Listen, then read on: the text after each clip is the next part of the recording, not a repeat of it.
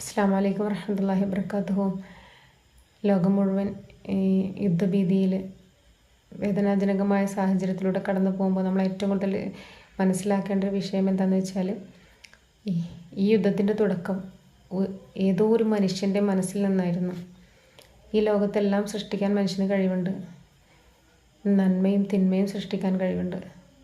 നമ്മുടെ ചിന്തകൾ കൊണ്ട് നമുക്ക് നന്മയാണ് സൃഷ്ടിക്കേണ്ടത്. പക്ഷേ ഏതോ ഒരു മനുഷ്യൻ്റെ ചിന്തയിൽ ഏതോ ഒരു നിമിഷം തോന്നിയ അശാന്തി നിറഞ്ഞ ചിന്തയിൽ നിന്നാണ് ഇന്ന് കാണുന്ന ഈ യുദ്ധമുണ്ടായിട്ടുള്ളത്. അതുകൊണ്ട് തന്നെ നമ്മൾ മനസ്സിലാക്കേണ്ട ഏറ്റവും ഇമ്പോർട്ടൻ്റ് ആയിട്ടുള്ളൊരു കാര്യം, നമ്മുടെ മനസ്സിൽ എന്തെങ്കിലും അടിഞ്ഞുകൂടിയിട്ടുള്ള നെഗറ്റീവായിട്ടുള്ള ചിന്തകളോ പ്രയാസങ്ങളോ ബുദ്ധിമുട്ടുകളോ എന്തെങ്കിലും ഉണ്ടെങ്കിൽ അതിനെ ക്ലിയറാക്കി ക്ലെൻസ് ചെയ്ത് ഏറ്റവും നന്മ നിറഞ്ഞ ചിന്തകൾ ഈ ലോകത്തിലേക്ക് പ്രവഹിക്കാനുള്ള സാഹചര്യങ്ങൾ ഒരുക്കുക എന്നുള്ളതാണ് നമുക്ക് ചെയ്യാൻ പറ്റിയ ഏറ്റവും നല്ല കാര്യം.